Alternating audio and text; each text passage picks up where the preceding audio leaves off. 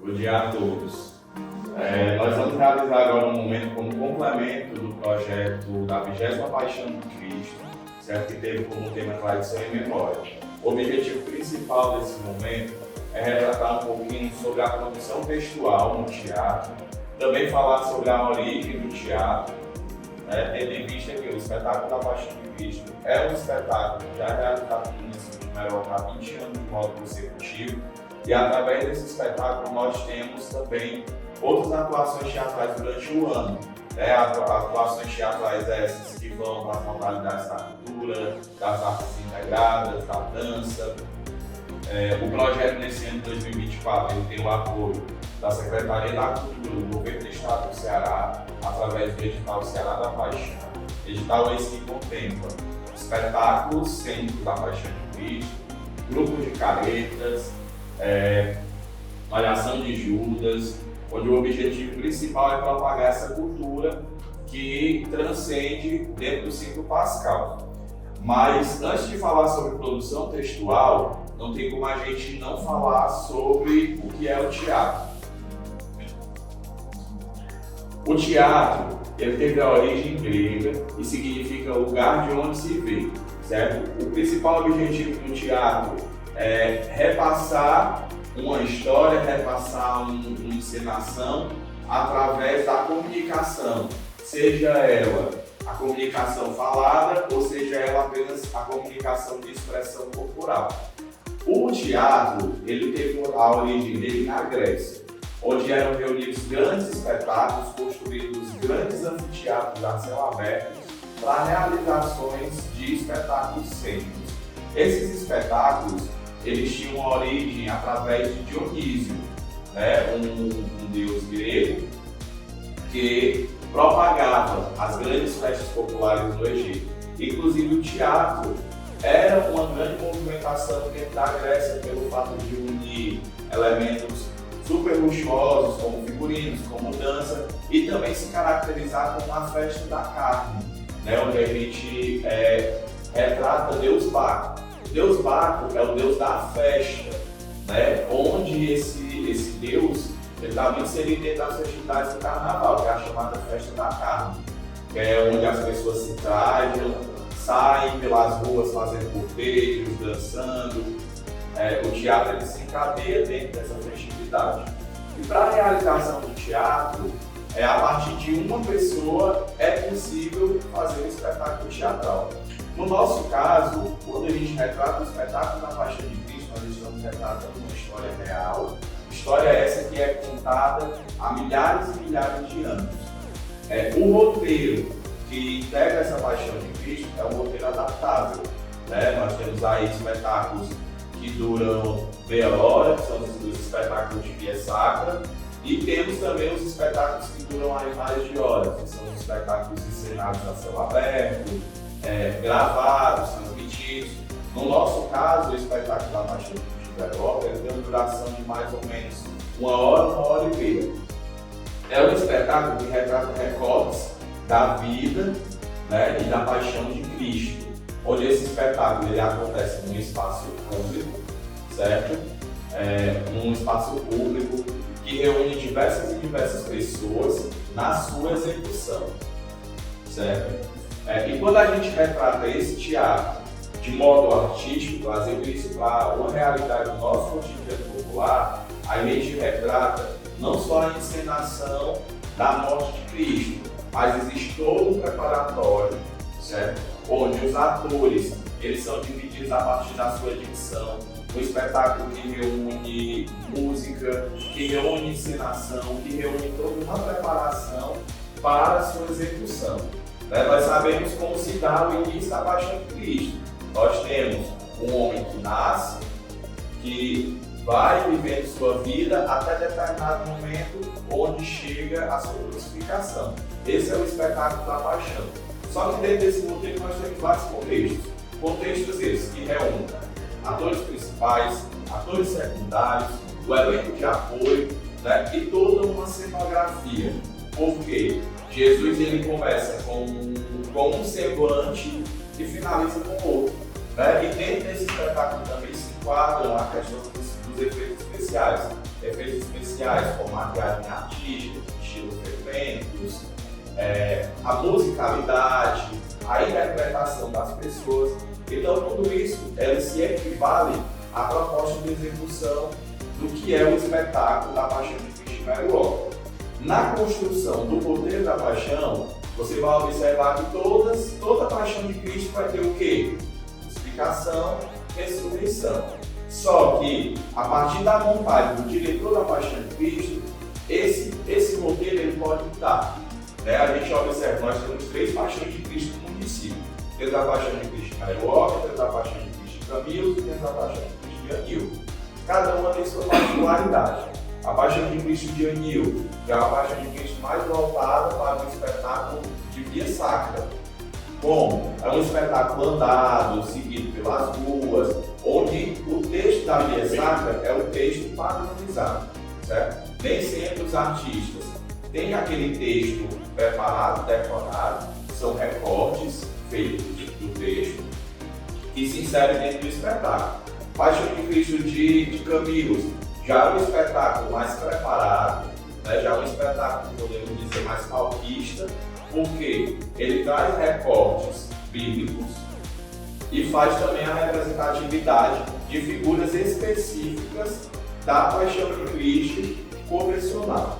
O espetáculo da Paixão de Cristo de Mary Walker é um espetáculo de transição, é um espetáculo que iniciou lá atrás como um espetáculo de teologia sacra, passando casas em casas, ruas em ruas. Em anos seguintes, continuou com o texto pelas ruas, mas com a montagem de cenários aproveitando o ambiente. Por exemplo, eu tenho uma casa, essa casa tem características mais envelhecidas, essa casa vai ser utilizada como cenário para ser um palácio de Herodes, por exemplo. Posterior a isso, no ano 2012, o espetáculo da Paixão de Cristo Mary Walker passou por essa intervenção e inovação artística, vindo a se formar um grande teatro a céu aberto, que a gente pode dizer um anfiteatro. Como se caracteriza um anfiteatro? O anfiteatro ou teatro é um local de modo circular, onde todo o público possa visualizar em 360 o espetáculo, certo? É um espetáculo que utiliza palcos, que utiliza de luz e que utiliza de efeitos especiais. Isso é o que diferencia o espetáculo de via sacra, de espetáculo itinerante e de espetáculo de teatro ou céu aberto, certo? Então, hoje, o espetáculo da Paixão de Cristo ele é a sequência dessas 3 ações, que é o que define o espetáculo de Anil, o espetáculo de Camilo e o espetáculo de Mary Walker. A tendência é que o espetáculo de Anil, o espetáculo de Camilo também, no decorrer de sua execução, eles cheguem a essa proposta de espetáculo cênico palquista, assim digamos. Por que o espetáculo cênico palquista? O objetivo de um espetáculo cênico palquista ou de show palquista é que o meu público ele esteja sentado ou em pé em um lugar específico onde o espetáculo está acontecendo. Diferente do espetáculo com cenas itinerantes, onde as pessoas caminham até as cenas, que é o que faz essa diferenciação. O espetáculo via sacra, as cenas já estão montadas em locais diferentes. Geralmente o espetáculo via sacra ele começa em local mais baixo e termina em local mais alto. Geralmente é onde acontece a crucificação. O espetáculo palquista itinerante é um espetáculo que divide cenários dentro de toda a comunidade, dentro de toda a cidade, e que é seguido pelas pessoas com carro de som, certo? Para fazer os efeitos musicais. E já o espetáculo teatro a céu aberto, aquele espetáculo que disponibiliza assento para as pessoas, disponibiliza palcos, efeitos especiais e elementos como sonoplastia, iluminação, para que possam fazer essa complementação. Quando eu trabalho a minha proposta de montagem de roteiro, a primeira coisa que eu tenho que saber como vai se dar o meu espetáculo. Meu espetáculo está retratando a ressurreição de Lázaro. O que é que eu tenho que construir dentro do elemento de cenografia? como eu vou demonstrar a questão do elemento cenográfico, certo? Outra coisa, dentro de toda essa construção do roteiro, eu tenho que analisar o ambiente ao qual eu quero representar. Se é um ambiente no qual eu represento uma manjedoura, né, um estábulo com animais, com palhas, eu tenho que me atentar aos itens que eu vou colocar, ao modo de interpretação dos meus personagens, para essa construção se tornar coletiva e ela ser atendível ao que o meu espetáculo pede. Claro, tudo isso se dá também dentro da montagem e estruturação do diretor, certo? A partir de vivências de como ele interpreta determinada leitura. Vou citar, por exemplo, a tentação. Em cada espetáculo você vê que a forma como a pessoa que interpreta ou as pessoas que interpretam a tentação, elas representam psicologias diferenciadas. Aqui já tem 3 anos que a gente utiliza 3 pessoas encenando a cena da tentação. Ambas sendo caracterizadas por cores escuras ou cores mais vivas e chamativas. Mas em outros espetáculos a gente simplesmente vê uma pessoa com um traje normal representando a tentação. Isso vai muito da leitura do diretor. Outro elemento também diferenciável, a personagem Salomé. Em muitos espetáculos o público espera pela apresentação da Salomé, como vai se dar também com a personagem Salomé. Essa personagem, em determinadas situações, vem muito produzida com uma roupa mais detalhada, em outras situações com uma roupa mais voltada à dança do vento, assim como a coreografia e etc. O teatro na pré-história. Na pré-história, o teatro ele já teve esse surgimento, certo? Onde os homens das cavernas se reuniam para fazer danças, para fazer imitações, certo? Dos elementos e dos seres da natureza. Então o teatro ele faz essa caracterização iniciando lá na pré-história. Mas aí foi dentro do ciclo do período romano que o teatro de fato se consolidou. Hoje o teatro na atualidade, ele está inserido de que forma? Ele está inserido em várias vertentes onde a gente pode trazer para isso as artes visuais. Né? O teatro, ele se liga à dança, o teatro, ele se liga à música, indo para além da interpretação cênica. Então, fazendo toda essa construção. Que elementos necessários eu devo ter dentro da produção do meu roteiro? Primeiro de tudo, quando eu monto o meu roteiro, seja no espetáculo da Paixão de Cristo, ou seja de qualquer outro espetáculo, a primeira coisa que eu tenho que trazer no meu roteiro é o que eu quero passar para a população. Por exemplo, vou construir o roteiro de um casamento junino. A primeira coisa que eu busco hoje é o quê? Qual é o tema? Meu casamento tem que estar ligado ao meu tema.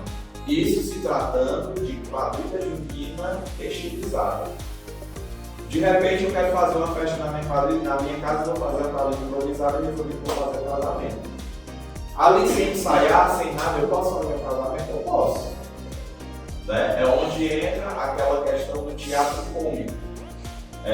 Onde eu posso, sei lá, a Clara é a noiva, bota a Clara dentro do carro do irmão chegando para se casar com o Laído, tá lá o Laído com desfilado de preto, bigode. Né?